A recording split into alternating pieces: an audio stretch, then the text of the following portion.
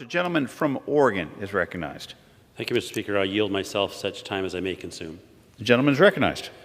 Thank you, Mr. Speaker. Today, our law enforcement officers are under immense pressure as they face more and more criminal activity with fewer and fewer resources.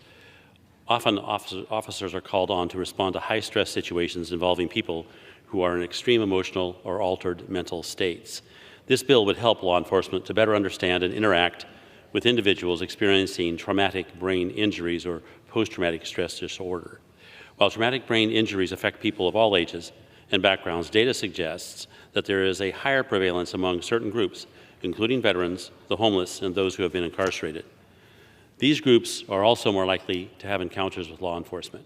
Studies have shown that it is often difficult for law enforcement officers to differentiate between those suffering from brain injuries or PTSD and those who are intoxicated by alcohol or drugs.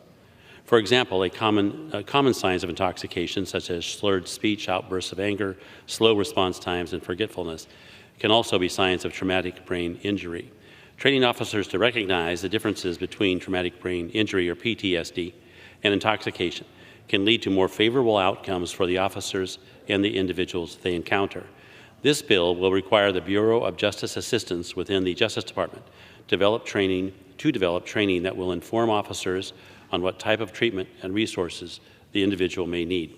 For individuals suffering from traumatic brain injury, medical referrals may be the most appropriate. This training will promote the safety of our men and women in uniform and improve public safety in our communities. In closing, it's important to note that seeing this body support law enforcement rather than to condemn it is welcome, if only a brief departure from how Democrats have treated our police forces over the past 2 years. With that, I reserve.